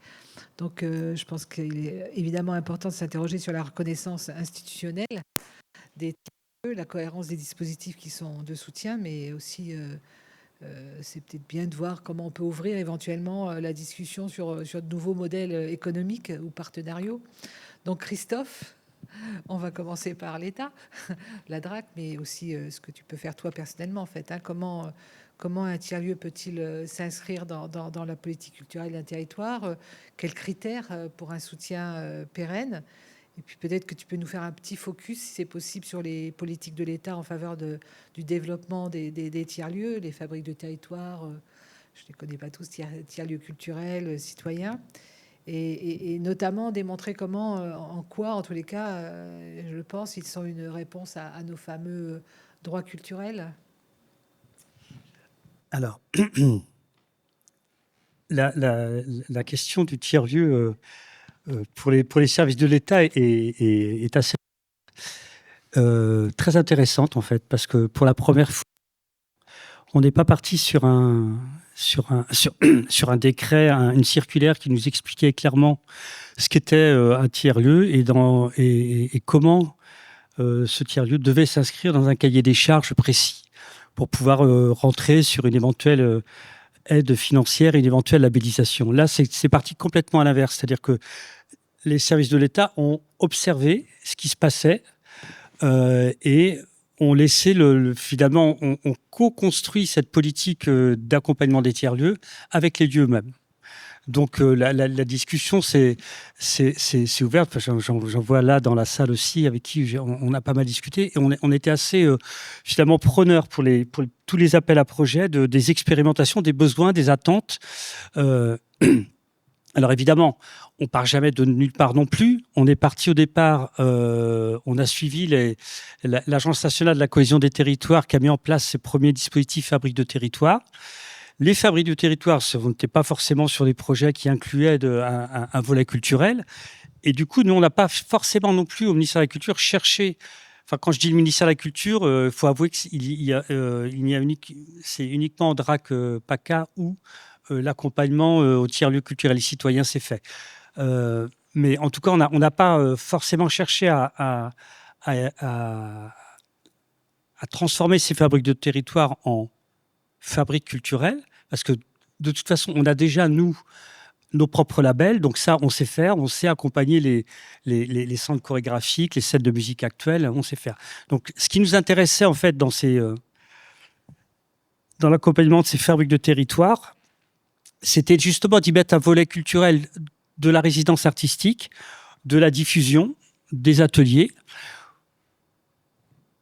pour, d'une certaine façon, augmenter l'attractivité du lieu et puis permettre à des publics qui pourraient venir voir un spectacle ou voir une sortie de résidence de profiter d'une offre de service potentielle du tiers-lieu, de se rendre compte qu'il y avait quelque chose sur place qui pourrait leur convenir et du coup en profiter. Donc en fait, on n'a pas essayé de s'accaparer ces dispositifs, on a juste essayé de venir s'y adosser. Et ce qui était un peu particulier avec les tiers-lieux, c'est que donc les fabriques de territoire, les premiers appels à projets, je crois que c'était pendant plein Covid, hein, ça devait être en 2001. Il y a eu une vague de 10 appels à manifestation d'intérêt pour les fabriques de territoire. Donc, à l'échelle nationale, s'est opéré s'est mis en place une forme de réseau avec des soutiens financiers qui étaient conséquents pour la NCT-STE. Les fabriques numériques, c'était 100 000 euros par an multiplié par 3 ans, et pour les fabriques de territoire, c'était 50 000 euros par an multiplié par 3, ce qui est pas mal, ce qui a permis de donner une assise. Et effectivement, à un moment donné, on est en pleine réduction budgétaire, donc l'ANCT a du coup réduit. L'année dernière, il y a eu une seule fabrique de territoire par département, et je pense que cette année, ça va être encore un petit peu plus rude. Donc, ce que je veux dire juste par là, c'est qu'on a accompagné, les services de l'État en général ont accompagné justement la mise en place de ces réseaux, et là, on a quelques petites difficultés à tenir ce réseau. Mais on va trouver des solutions parce qu'en fait, les tiers-lieux, que ce soit en milieu rural, on a quand même une ministre qui est très attachée à la ruralité. Il faut lui rendre cette... Peut-être que les campus vont devenir des tiers-lieux, je ne sais pas. Et c'est... non, mais quand même, moi qui suis correspondant aussi pour la ruralité à la DRAC, effectivement, j'ai eu des moyens qu'on n'avait pas eu avant. Donc, qu'on soit en ruralité, en zone périurbaine ou en zone urbaine, on se rend bien compte de toute façon que les tiers-lieux arrivent à résoudre des problèmes que ni l'État ni les collectivités n'arrivaient à résoudre précédemment. En fait, on est vraiment sur une offre service de proximité qui est activée, pensée, mise en place par des citoyens, par des habitants qui connaissent bien leur territoire, qui connaissent les attentes et les nécessités, et qui fabriquent, finalement, on parlait tout à l'heure de ce qui... Est-ce qu'on partait d'abord de l'usage ou du bâtiment, mais en fait, en général, ça part effectivement d'un lieu quelconque, quel qu'il soit, et on commence à imaginer ce qu'on va y mettre en fonction des associations que l'on va rencontrer, en fonction des dialogues que les tiers-lieux vont avoir avec les élus également. Donc on est finalement sur une offre de service assez particulière, assez exceptionnelle, assez nouvelle. Et moi je milite beaucoup au sein des services de l'État pour que ce genre de dispositif puisse continuer. Et Yolène, pour France Tiers-Lieux, est-ce que vous avez tiré un bilan justement de la politique publique fabrique de territoire depuis 2019 ? Alors, comme vous l'avez très bien dit, fabrique de territoire, c'est effectivement un appel à projet qui a été co-construit avec les acteurs. Enfin, pour le coup, France Tiers-Lieux avait été aussi mobilisé auprès de la NCT quand le cahier des charges a été défini. Il y avait effectivement cette volonté de ne pas normer, préfigurer, d'être très ouvert, ce qui était assez, je pense, effectivement inédit dans le soutien de l'État. Les fabriques de territoire, donc ça fait plusieurs vagues. Comme vous le savez, le contexte est un peu particulier. En tout cas, je pense que je ne m'avance pas trop si je dis qu'il va y avoir, en tout cas, poursuite sur l'année à venir là d'un soutien. Sous quelle forme, ça, on ne sait pas encore. En tout cas, tous les ans, on se bat pour avoir un maintien des crédits sur la politique publique tiers-lieux. Cette politique publique avait été coupée de 80% au PLF en 2025. 80%. Donc, autant dire qu'il n'y avait plus de politique publique. Avec un travail assez acharné de l'Association nationale des tiers-lieux auprès des parlementaires. Il y a eu plusieurs amendements qui ont été déposés pour relever le budget à ISO par rapport au budget 2024, ce qui a permis de maintenir un certain budget sur 2025 sur une politique publique, une poursuite de la politique publique. On ne sait pas ce qui va se passer en 2026. Donc, même si on en est tous convaincus, je veux dire, même au sein de l'ensemble des ministères avec lesquels on dialogue, la ministre de la Ruralité était encore la semaine dernière au Sénat pour dire le bien qu'elle pensait de ces lieux en ruralité pour recréer du lien social, recréer des dynamiques, réapporter des services là où effectivement il n'y en a plus. Donc vraiment, au ministère de la Ruralité, on voit bien que voilà, le sujet des tiers-lieux culturels en ruralité, enfin, je pense qu'il n'y a même pas besoin de mettre des mots, ça paraît tellement évident que ce sont des lieux qui permettent de développer l'accès aux droits culturels, à la diffusion, enfin. Donc, je pense que tout le monde en est convaincu. Le seul problème, c'est que tout le monde doit faire, je me mets aussi à la place des différents services de l'État, on demande de faire des réductions budgétaires de partout, tout ce qui dépasse est en fait coupé aujourd'hui.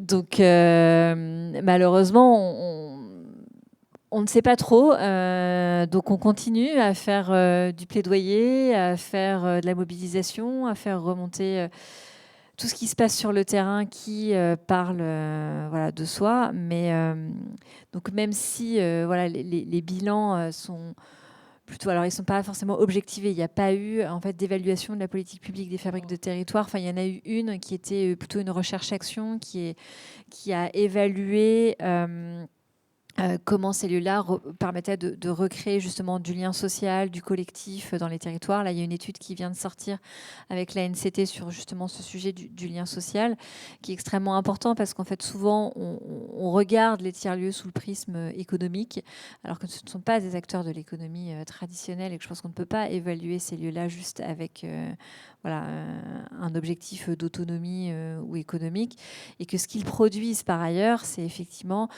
du lien social, de la transmission. Ils luttent contre l'isolement dans certains quartiers, dans certains territoires, enfin tout ce qui est aujourd'hui difficilement mesurable et quantifiable. Et fondamental. Donc cette étude-là voilà, participe à objectiver en tout cas ces choses-là qui s'y passent. Est-ce que c'est ça qui fera que demain, nous aurons maintien de la ligne des crédits au PLF 2026 ? Honnêtement, je ne sais pas. Voilà, donc c'est un travail de longue haleine. Alors après, il n'y a pas que l'État. Il y a aussi effectivement les soutiens des régions, les soutiens des collectivités qui sont importants dans cette dynamique-là. L'État avait toujours, en tout cas quand on a démarré les politiques publiques, eu cette volonté d'être à l'amorçage aussi des dynamiques, mais que derrière, voilà, les lieux devaient trouver aussi un certain modèle où l'État voilà, ne serait plus constamment en fait, voilà, à l'amorçage. Et donc, il y a un travail qui est mené avec les régions, avec les collectivités, sur quels sont les autres relais publics pour pouvoir soutenir les dynamiques. Et un travail, je pense aussi, qui a mené côté tiers-lieux sur voilà, une ouverture à d'autres modèles économiques que simplement voilà, du soutien public, parce qu'on sait très bien que les années à venir vont être très difficiles. Mais justement, les tiers-lieux, est-ce que vous vous sentez reconnus comme acteurs culturels à part entière par les collectivités territoriales, l'État, la région, les collectivités ?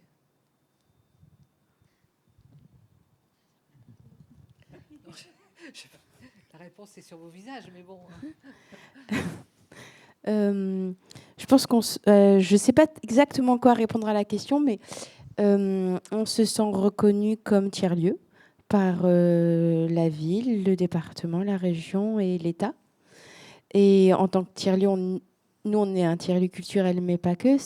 On est aussi un tiers-lieu qui est sur l'écologie et l'économie sociale et solidaire et sur toutes les questions d'inclusion.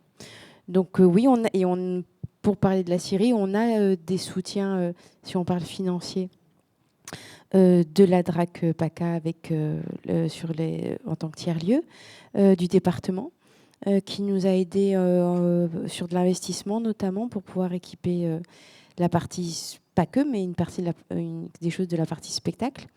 Là, je sais qu'ils vont nous aider un petit peu cette année sur une partie d'aménagement, parce qu'on a un espace qu'on n'arrive tout pas à ouvrir, parce qu'il n'était pas assez aménagé pour pouvoir accueillir des salles de rencontres et une salle plus, pas de spectacle, mais pour des rencontres, des temps informels, qui est juste à côté d'ici. Quant à la ville, on dialogue avec elle depuis le début.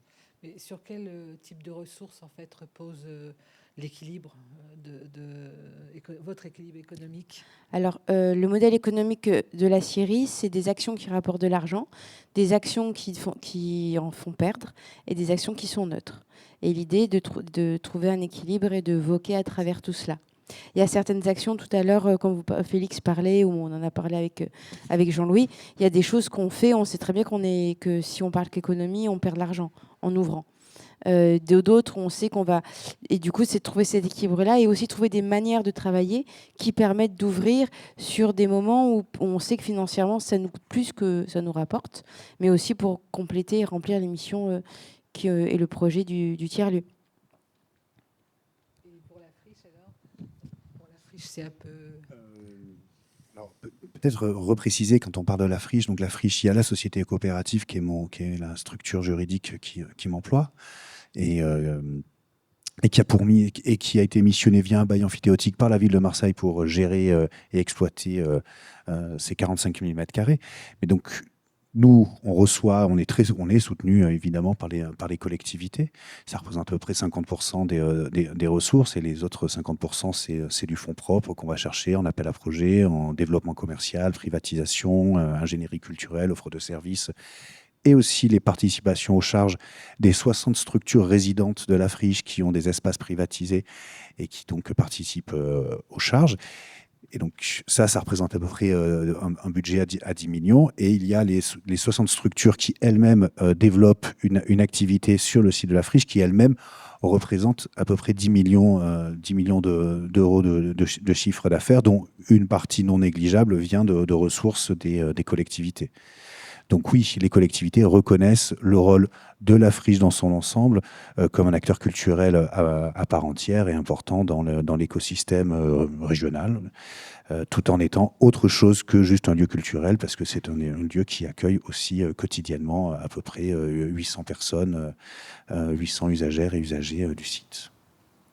Enfin, c'est quand même difficile en fait je me rends compte en vous entendant de voir comment garantir que les politiques publiques ne se contentent pas d'instrumentaliser les tiers-lieux, parce qu'en fait, finalement, c'est quand même une réponse à des injonctions sociales ou territoriales. Hein, c'est ce que vous expliquez dans vos lieux. Mais les accompagne, comment ils peuvent les accompagner réellement dans toute leur singularité. Alors, je ne sais pas, tu l'as un peu expliqué, Christophe, mais... En fait, c'est très compliqué. Comment est-ce qu'on peut projeter aussi ? Oui, mais alors c'est difficile de se projeter. Alors déjà, une chose, puisqu'on parle de modèle économique, il faut savoir que pour la Banque des Territoires, où je leur ai posé la question, un tiers-lieu, pour eux, c'est 80% d'autofinancement et 20% d'argent public. Nous, déjà, dans le monde de la culture, on est plutôt carrément à l'inverse. Donc là, j'ai réussi à négocier 50-50, et encore, je pense que dans les appels à projets tiers-lieu culturel et citoyen, j'ai peu d'opérateurs qui sont à 50% d'autofinancement et 50% d'argent public. Mais disons que voilà, on a essayé de trouver. Donc déjà, il y a ça, il y a cet équilibre. On n'est pas dans nos champs d'intervention habituels en fait. Donc c'est difficile. Il n'y a pas de label, donc on peut. Moi, ce que en fait, je l'annonce aussi pour ceux qui sont dans la salle, c'est qu'on va avoir un appel à projet cette année. Il n'est pas encore lancé parce que j'essaie de gratter un petit peu plus. Parce que là, pour l'instant, c'est pas terrible. Donc voilà, ça devrait le faire, ça va le faire assez vite. Mais voilà, on en est là. Et il suffit on va changer, qu'on a il se dit, à d'autres priorités parce qu'il y a des contraintes budgétaires. Et 2026, il n'y a plus rien. Il n'y a rien, en fait, qui peut tenir. Donc, définir une politique publique, c'est compliqué. Donc, le seul intérêt... un des intérêts, pardon, pas le seul, mais un des intérêts pour l'instant, effectivement, l'intervention de l'État à tous les niveaux, c'est d'avoir mis en lumière des initiatives. Et après, les collectivités, oui, s'en saisissent. Après, ce qu'on a fait, la Fable de territoire pour la fruitière numérique, c'est une expérimentation aussi. C'est parce que c'est justement une régie directe, c'est une volonté c'est une propriété de la collectivité. Et comme on fonctionne sur des modèles associatifs essentiellement, avec toutes les difficultés que ça peut représenter, surtout pour l'investissement, parce qu'une commune peut faire appel au fonds vert, peut faire appel à la DETR, donc des dotations d'équilibre des territoires ruraux, une association, Tintin, rien. Donc à chaque fois, c'est comment faire pour réhabiliter les lieux, pour en faire quelque chose de... Donc, c'est compliqué à répondre à la question. Hein. Oui, en fait, il faudrait en faire peut-être un label, sauf qu'un label, ça enlèverait justement toute... C'est trop tôt. C'est trop tôt. On va être dans la contrainte automatiquement. Et en tout cas, s'il y a un label tiers-lieu, ce ne sera pas le ministère de la Culture, c'est sûr. Ça n'a aucun intérêt, ça serait la NCT. Parce que nous, franchement, les labels, on en a, on sait faire. Et on s'éloignerait du coup de cette multiplicité de services qu'offrent les tiers-lieux. comment garantir quand même un minimum financier pour ces tiers-lieux. Donc comme dernier point, je pense qu'on ne peut pas ne pas évoquer aujourd'hui la transition écologique dans les tiers-lieux. Et ça traverse aujourd'hui toutes les sphères de la société, hein, et les tiers-lieux, par leur ancrage local et leur autonomie, leur capacité d'expérimentation, apparaissent comme des espaces propices à l'invention de nouveaux rapports à l'environnement. Mais évidemment, comme on vient de le citer, entre les ambitions, les moyens limités, les injonctions à la durabilité et la complexité du quotidien, cette transition, elle n'est pas très simple à opérer. Donc, j'aimerais vous demander quel rôle jouent aujourd'hui vos lieux dans cette transition écologique.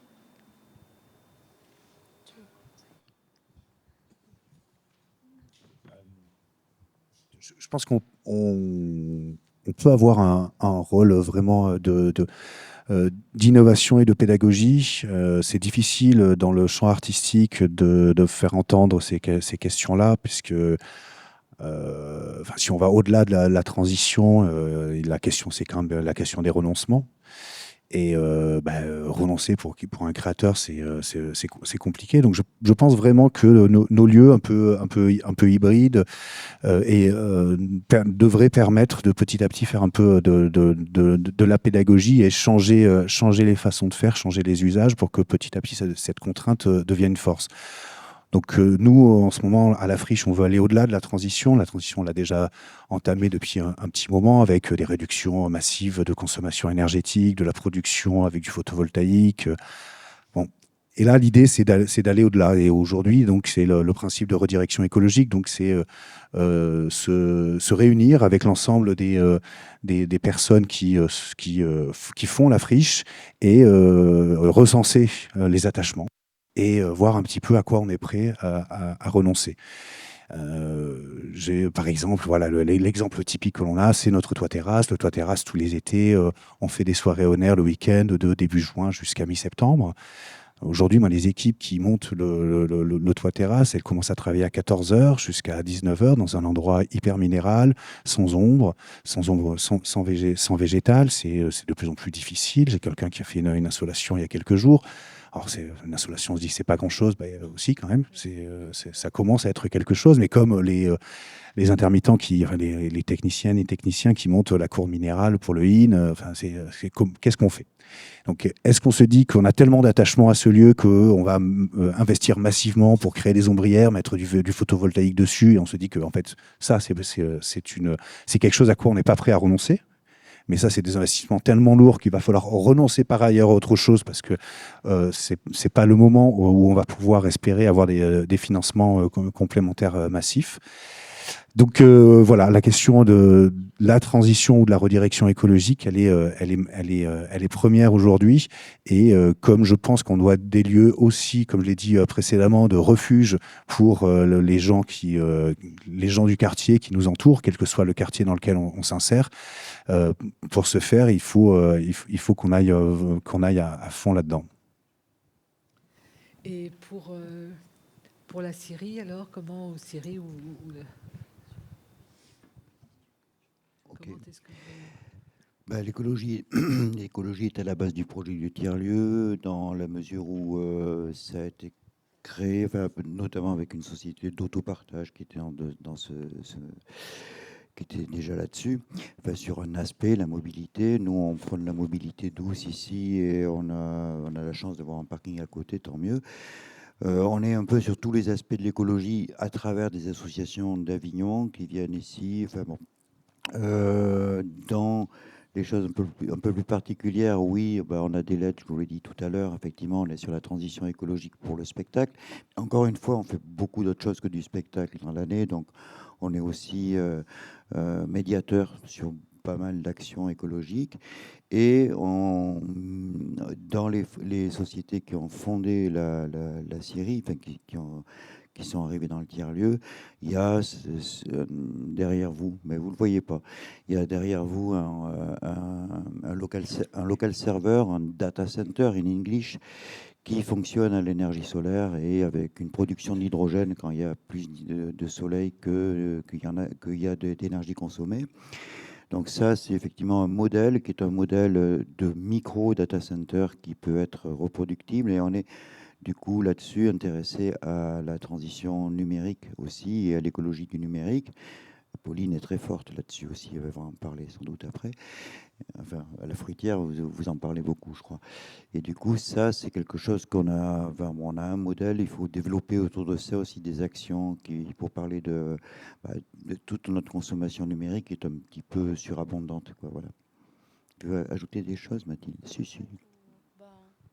Et tu en as dit l'essentiel, mais c'est vrai que l'écologie fait partie des communs et de départ et d'objectifs des différentes structures et personnes et envies qui ont créé ce lieu, enfin le tiers-lieu.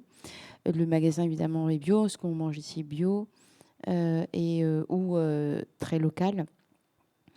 Et on essaye que la question de l'écologie soit transversale aux différentes activités, quand bien même nous sommes dans un endroit avec un certain paradoxe, puisque cet espace qui est très beau n'est pas le mieux isolé au monde. C'est pas le moins bien, mais c'est pas le mieux.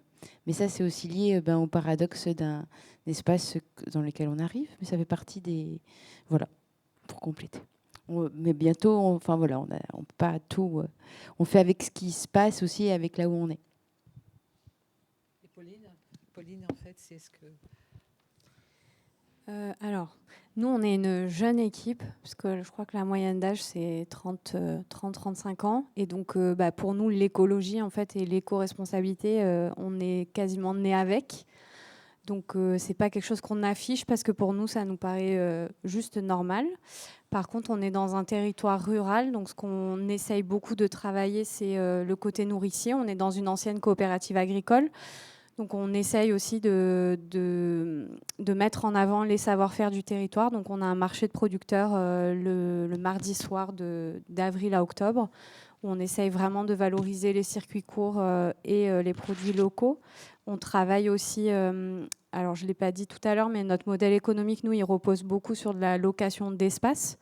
Et donc, quand on fait de la location d'espace, on va venir aussi valoriser ces savoir-faire. Donc, par exemple, les accueils café chez nous sont préparés par l'équipe.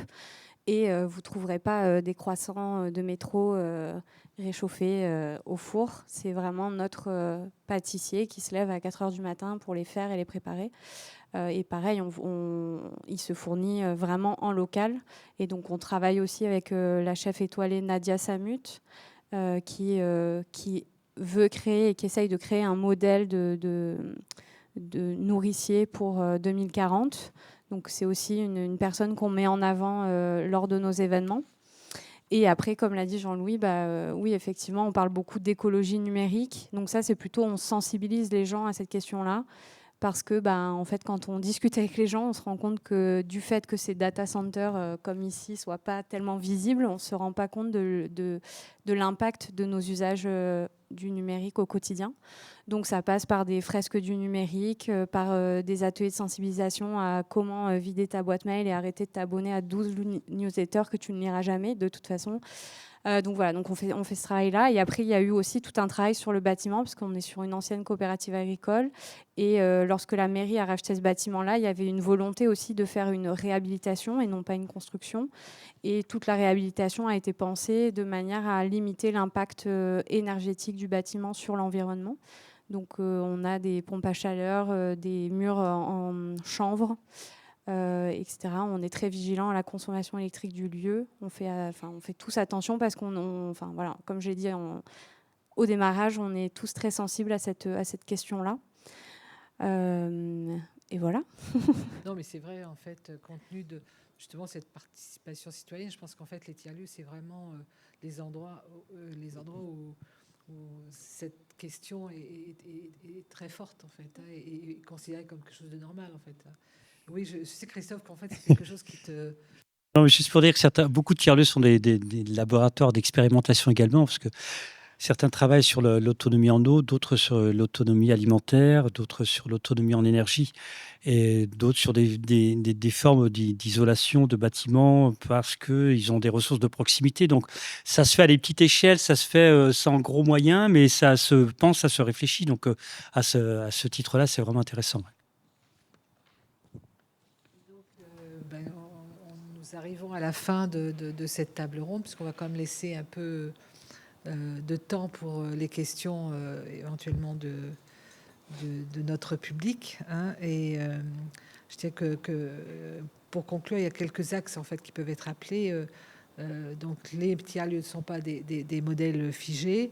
Ils expérimentent évidemment de nouvelles façons de produire, de programmer, d'accueillir, de faire société. Face aux défis techniques, sociaux, culturels et écologiques, en fait, ils inventent beaucoup avec peu. Et il ne s'agit pas de sanctuariser les tiers-lieux, ni de les instrumentaliser, mais de les écouter comme des lieux d'intelligence collective. Donc, dernière question pour chacun d'entre vous. En fait, quelle place souhaitez-vous que prennent les tiers-lieux dans la transformation culturelle, sociale et écologique de nos sociétés dans les années à venir? Qu'est-ce qui veut commencer?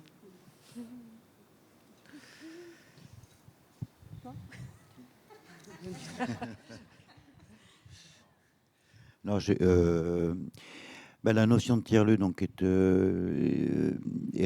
relativement récente, au moins dans l'acceptation qu'on a actuellement des tiers-lieux. Et si elle apparaît, si on a 3700 tiers-lieux en France, c'est qu'il y a une raison. Et je pense qu'effectivement, c'est un vecteur non pas seulement de couverture du territoire, mais aussi vecteur de progrès et d'adaptation à des changements sociaux, des changements économiques. Je pense qu'en fait, voilà, il y a beaucoup de choses qui font que l'expérimentation, c'est pas seulement trouver des choses extraordinaires, c'est aussi apprendre à vivre ensemble, c'est aussi effectivement échanger des bonnes idées et puis construire une société un peu différente autour de nos pratiques. Voilà. Donc voilà, bon, je crois au tiers-lieu, je continue.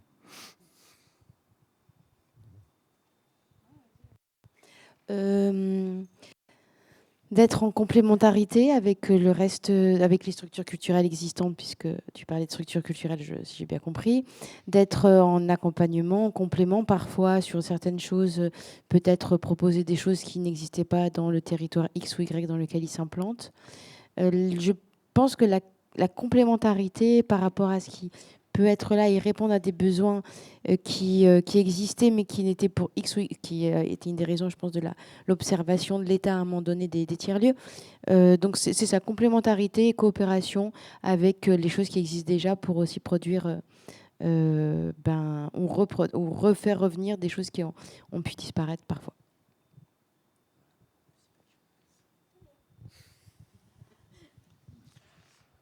Oui, je suis d'accord avec l'idée de la complémentarité, mais après avoir passé 15 ans à accompagner des projets et à avoir assisté au vieillissement quand même peu à peu des publics et au manque de mixité des publics, ce que je découvre avec joie et bonheur depuis que je travaille à la Friche, c'est que il y a une ouverture, il y a une réalité de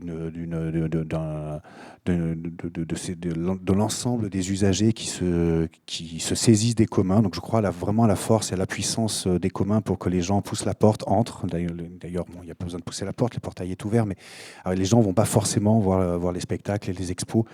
Mais il y a que du commun, ça crée du commun et ça échange, ça se frotte. Et dans la période actuelle, je crois que les tiers-lieux permettent ça et que c'est formidable.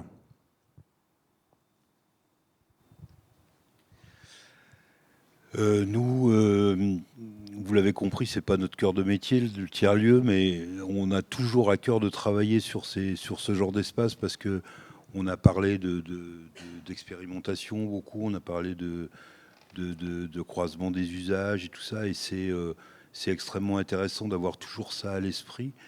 Et je dirais que pour nous, toujours travailler sur les tiers-lieux, c'est une espèce d'exercice d'agilité intellectuelle et qui nous permet de travailler aussi sur beaucoup d'autres projets avec cette ouverture d'esprit dont tout le monde vient de parler, quoi. Alors, moi, je parle pour moi, je parle pour l'État, je ne sais pas. Disons que je vais parler par l'État à travers ma voix. Oui, évidemment. Enfin, pour moi, les tiers-lieux ont une place essentielle dans les décennies à venir pour toutes les raisons d'expérimentation que je viens de souligner et pour le lien social et le vivre en société que ça peut apporter. Après, alors concrètement, c'est vrai que pour l'instant, j'ai plus de facilité sur les territoires ruraux parce qu'on a un vrai coup de main des sous-préfets et sous-préfètes qui vont voir après les élus, qui leur expliquent, mais vous regardez ce qu'ils font, regardez, ils arrivent à régler les problèmes que vous n'arrivez pas à régler. Vous n'avez pas les moyens de vous payer une maison de santé, et ben voilà, le tiers-lieu, il accueille une infirmière une fois par semaine, il accueille un ostéopathe une fois par semaine. Et puis, vous n'avez pas de maison France Service, mais il y a une aide à la comment ça s'appelle, l'aide au numérique pour remplir sa feuille d'impôt. Enfin bref, voilà. Donc tout ça, c'est des choses et je pense que ça passe par là en fait. C'est que si l'État effectivement peut faire quelque chose, c'est vraiment de faire la pédagogie auprès des élus pour que ça devienne un service indispensable. Il y a du boulot. Inclusion numérique. Donc le dernier mot reviendra à Pauline. Waouh. Non, mais moi je trouve que en fait dans ces lieux on fait société et je pense que c'est peut-être ce qui nous manque le plus. Et là on a fêté nos 10 ans la semaine dernière et ce qu'on retient, enfin toute l'équipe et les gens qui ont participé à cet événement avec nous, ce qu'on a retenu c'était que c'était beaucoup de joie, beaucoup de bonheur et on était tous contents d'être là à ce moment précis, d'être tous ensemble pour célébrer ce lieu. Que ce soit les équipes, les bénévoles, les artistes qu'on a conviés à animer aussi ces 2 journées, enfin ces 2 soirées. Et donc je pense que, moi ce que je retiens de ces lieux, c'est que tous ensemble on fait société et on fait plus qu'un en fait. Et donc c'est pour nous, à la Fruitière, c'est ça qui est important et c'est ce qu'on a envie de défendre. Ouais. C'est parfait. Donc, ce que je vous propose, c'est effectivement, si parmi vous, quelques questions, je vois qu'il y en a déjà une. Bonjour, merci pour ces échanges très éclairants. Je me posais la question de savoir s'il y avait des exemples réussis de tiers-lieuisation d'équipements culturels gérés par exemple en régie directe par des villes qui se disent on veut recréer du commun, on veut mettre en partage un lieu qui a été conçu comme un lieu culturel pour devenir avec les associations locales, etc. Ou est-ce que ça n'existe pas? Est-ce qu'il faut qu'effectivement à la base il y ait une volonté d'acteurs? Et pardon, je vais doubler cette question. Ça veut dire qu'on a un lieu culturel qui a été aussi pensé techniquement, pour être un lieu culturel et qui potentiellement pourrait s'ouvrir à d'autres usages. Voilà. Est-ce que pardon. Non, mais c'est juste parce que je trouvais passionnant ce que vous disiez, Pauline, je crois, sur il y avait une initiative municipale, on n'avait pas associé les habitants. C'est-à-dire comment on accompagne aussi, si dans cette optique-là, comment on pourrait accompagner, susciter la volonté des associations de faire commun dans un lieu qui jusqu'à présent ne l'était pas. Voilà. Est-ce qu'il y a des exemples à votre connaissance? J'arrête ma question. Moi, je peux parler d'un exemple en local, puisqu'il y a eu un mouvement autour des médiathèques, donc les médiathèques 3e lieu. Et à Pertuis, par exemple, la médiathèque accueille un Fab Lab, il y a un espace de coworking à l'intérieur. Et à mon sens, c'est une opération qui est réussie, puisque la médiathèque fonctionne et les usagers y vont pour coworker, utiliser le Fab Lab. Après, ça soulève beaucoup de questions. L'Observatoire des politiques culturelles a travaillé un petit peu sur cette question-là. Et j'avais participé à une table ronde à ce sujet avec plutôt des directeurs de musées et de collections. Et eux, en fait, quand on leur disait, en fait, il faut ouvrir le lieu, faire en sorte que les gens s'en saisissent, là, ils avaient la goutte au front parce qu'ils pensaient à leur collection, aux archives et les assurances et la sécurité. Et en fait, je pense que c'est encore, on n'y est pas encore. C'est compliqué pour eux de concevoir l'équipement comme un tiers-lieu. parce que ils n'ont pas l'état d'esprit en fait dans lequel nous on va le faire. Et ce qu'on disait tout à l'heure, c'est qu'on parlait de système D, etc. Dans les tiers-lieux, on se met quasiment pas de barrière, quoi. C'est que tout est possible, on expérimente, on a le droit à l'erreur, on peut se planter et c'est OK. On apprend à vivre avec. Je suis pas sûre que dans un équipement culturel, mais peut-être que mes collègues compléteront, mais je suis pas sûre que dans un équipement culturel dit classique, ils arrivent à avoir cet état d'esprit parce que c'est un moule aussi peut-être.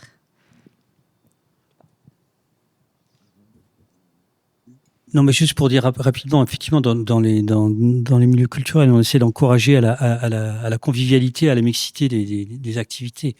Mais ça reste effectivement, quand un musée, une médiathèque et un musée a un projet scientifique et culturel, donc ils ont des contraintes, des cahiers des charges très très lourds. C'est vrai, je comprends qu'ils. Mais après, je pense, au niveau des élus, franchement, dans le meilleur des cas, l'élu sera bienveillant avec l'association qui va vouloir investir un lieu pour en faire un tiers-lieu. Et là, déjà, on est bien là. Là, on commence à bien. Mais pour l'instant, on ne va pas vraiment au-delà. Comme j'ai dit tout à l'heure, il y a énormément de pédagogie encore à faire. Mais après, il y a d'autres exemples avec de plus grande envergure. Voilà. Oui. Si on prend l'exemple de la friche, ça a longtemps été une friche culturelle fermée sur elle-même. C'est des bâtiments assez impressionnants, austères, massifs, et on n'ose pas pousser la porte. Et le portail était d'ailleurs fermé pendant longtemps. Et donc c'était une friche qui accueillait des artistes, plasticiens, plasticiennes, metteurs en scène, auteurs, autrices, mais qui ne s'ouvrait que très peu et très rarement, ou pour des grandes manifestations festives à plusieurs milliers de personnes, type Mars Attack. Et les grands travaux des années 2010, et puis une nouvelle direction, ont décidé d'ouvrir grand le portail et de dire tous les jours, désormais, on ouvrira de 7h à 23h. Et pour donner envie aux gens de venir, on va créer un city-stade, un skatepark, une crèche, un wagon-jeu, enfin une aire de jeu. Et en plus, il y a une idée géniale, c'est une idée toute con, mais on a acheté une centaine de tables de pique-nique. Et ça fait que désormais, la friche, c'est le jardin des gens autour. Tous les jours, ils viennent, ils font des anniversaires, ils viennent déjeuner, ils viennent vivre leur vie. Et ça, ce fait que vraiment le quartier se soit saisi des communs de la friche, ça nous a donné une nouvelle mission. Avant, la friche, le principal mot qu'on disait à la friche, c'était la permanence artistique. Aujourd'hui, c'est oui, la permanence artistique, mais aussi ouvrir et accueillir tous les jours tout le monde. Et donc voilà, ça, je trouve que c'est une réussite, même si le regard des gens n'a pas forcément changé sur la friche. Et souvent, on se prend des articles un peu virulents, nous qualifiant de friche fermée sur elle-même, de ghetto artistique, de gens qui, en fait, on parle d'une friche d'il y a 15 ans et n'ont pas renouvelé leur regard. Une autre question ?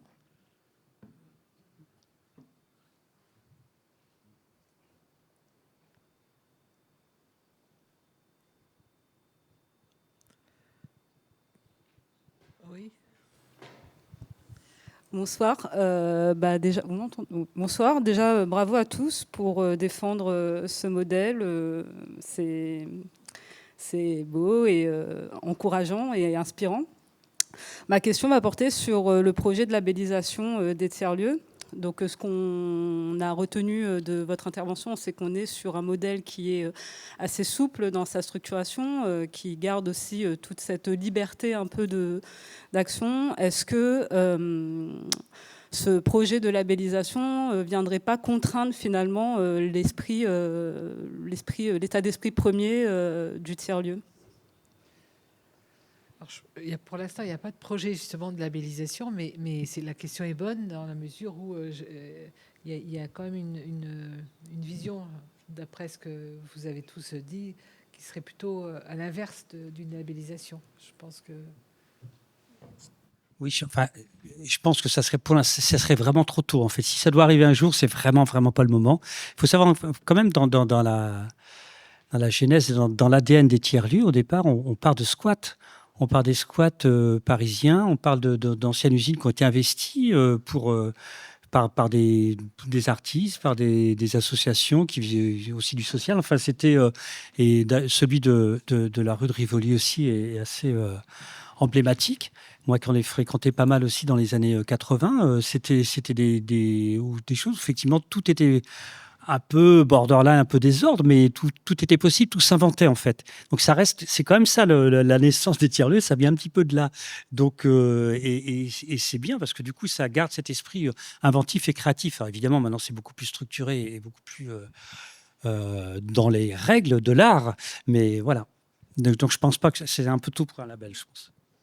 Et si je peux compléter, la fruitière numérique, nous, on a été labellisé Fabrique de territoire. Et les fabriques de territoire, c'est pas un label de tiers-lieu. Enfin, on est un tiers-lieu, mais on a surtout été labellisé parce que lieu ressource pour d'autres projets tiers-lieux. Donc, c'est participer à des réseaux, accompagner d'autres projets pour qu'ils puissent se créer, mutualiser. Enfin, voilà, c'est plutôt un rôle de lieu ressource que vraiment un label tampon tiers-lieu. Oui, c'est ça, c'est sur 3 ans.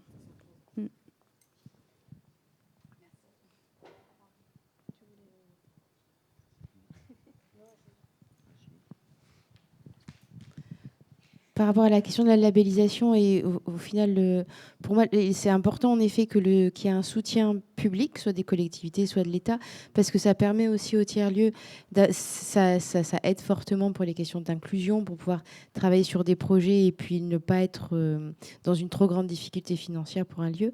Mais c'est vrai que pour ma part aussi, je pense que la labellisation pourrait être dangereuse parce que pourrait créer un formatage encore trop tôt. Écoutez, merci en tous les cas d'être venu. Merci à tous nos intervenantes et intervenants pour cette clarification qui était vraiment intéressante. Et merci au public de les avoir écoutés.